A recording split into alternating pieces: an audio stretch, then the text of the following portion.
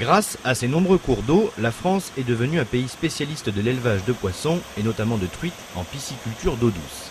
S'il est nécessaire pour exploiter une pisciculture d'être détenteur d'une autorisation préfectorale validée par la direction des services vétérinaires, il est aussi très important d'être installé sur une rivière de première catégorie, un classement que nous explique un pisciculteur installé en Île-de-France.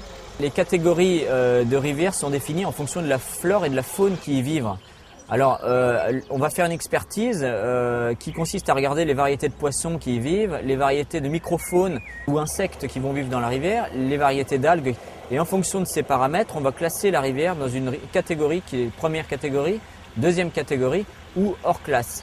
Élevées en bassin par dérivation des rivières, les truites ont besoin pour s'épanouir d'eau vives et fraîches, pures et riches en oxygène.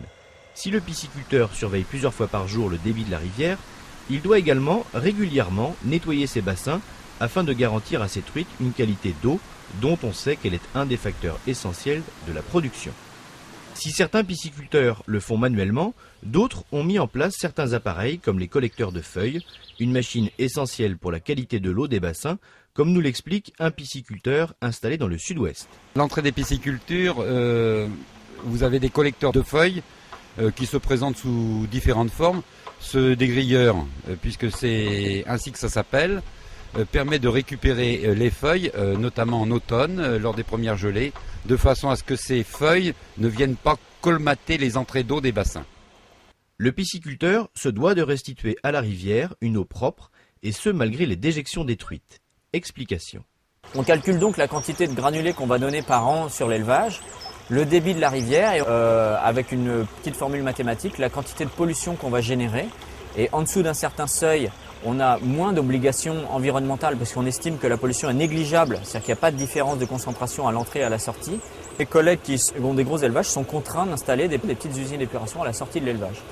Enfin, parce qu'il est respectueux de l'environnement, le pisciculteur paye une taxe à l'agence de l'eau pour financer les programmes liés à l'environnement et le traitement des eaux.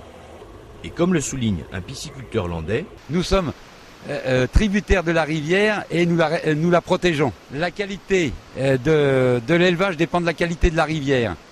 Et donc, nous respectons la rivière.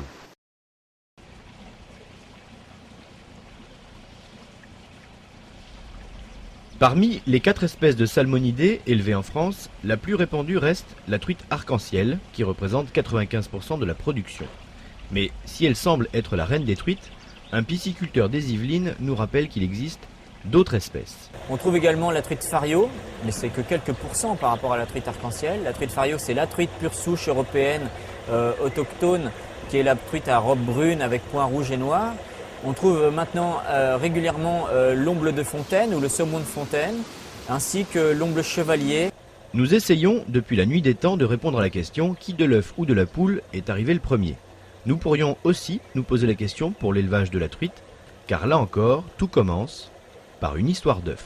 L'œuf éclos donne naissance à une larve. Cette larve résorbe sa vésicule vitelline et se développe comme un poisson entier. 2 mois plus tard, la truite pèse entre 6,5 et 7 grammes.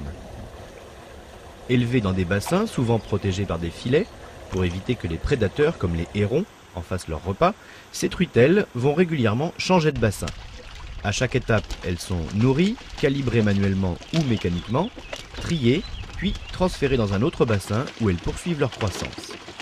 Il faut entre 12 et 16 mois pour que la larve atteigne un poids d'environ 250 grammes. Pendant toute cette période, la truite aura été nourrie avec des aliments calibrés en fonction de son poids, comme nous l'explique un fabricant installé dans l'Aisne. La truite est un poisson carnivore à l'état sauvage qui, dans les élevages, est nourri à base d'huile et de farine de poisson avec un complément alimentaire végétal, d'huile végétale.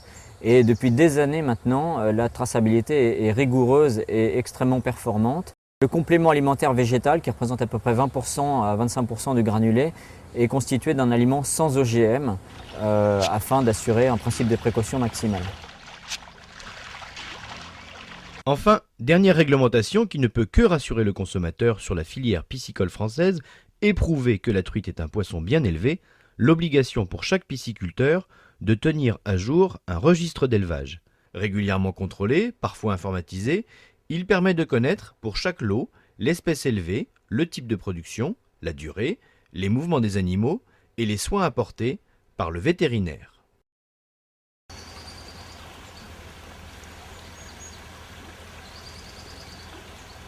Être pisciculteur, ce n'est pas seulement élever des truites arc-en-ciel ou fario, c'est aussi accueillir du public et lui faire visiter la pisciculture, animer un point de vente au quotidien, entretenir des relations avec les restaurateurs voisins et pour beaucoup de professionnels, recevoir des scolaires.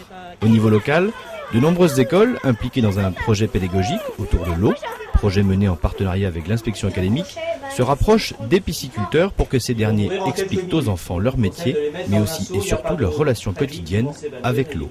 Cette visite consiste à leur faire voir toutes les facettes de la pisciculture, mais en débordant sur l'aspect géologique, écologique, économique de notre profession.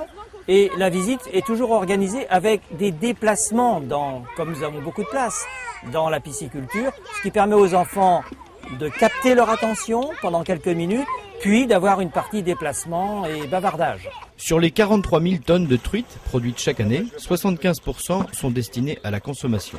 Le reste de la production étant réservé au repeuplement des rivières et à la pêche loisir. Aujourd'hui, un peu plus de 200 entreprises piscicoles sur les 505 répertoriées en France consacrent une partie de leur temps à ces deux activités.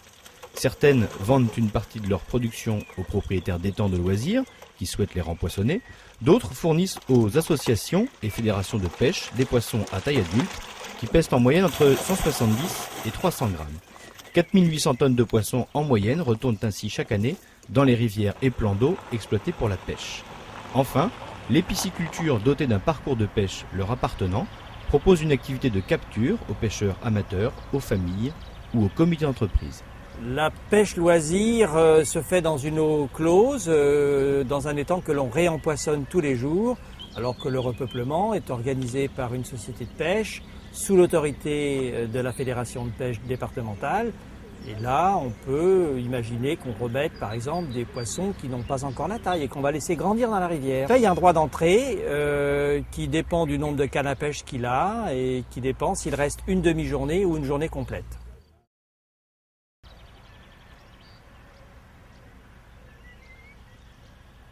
Si la truite est la 4e espèce de poisson la plus consommée en France, c'est bien entendu pour ses 1001 façons de la savourer, chaude, tiède, froide ou fumée, mais c'est aussi et surtout parce que ce poisson est le plus frais du marché, puisque 36 heures suffisent pour que la truite quitte sa pisciculture pour rejoindre l'étal du poissonnier ou le rayon poissonnerie du supermarché. Simple et rapide à préparer, la truite est disponible toute l'année, dont une grande partie sous la marque La Truite Charte Qualité, une garantie supplémentaire pour le consommateur. Si certains la préfèrent quand son poids est compris entre 1 et 2 kg, d'autres l'achètent en version portion, soit une truite d'environ 260 grammes. Mais ce n'est pas tout, on peut aussi la trouver en pavé ou en darne, en filet, fumée à froid ou à chaud. Enfin, pensez-y, pour l'apéritif, les rillettes de truite sont savoureuses, quant aux œufs de truite, si certains les dégustent sur des toasts, d'autres s'en délectent à même le pot. Et vous, la truite, vous l'aimez comment ? La grosse truite crue en carpaccio. En pavé, grillé à la crème de moutarde. Entière, rôtie à l'anis. En salade avec des épinards et du pamplemousse. En filet avec des girolles. Tout simplement avec un jus de citron et poêlé. Comme quoi, la truite, on n'a pas fini d'en avoir envie.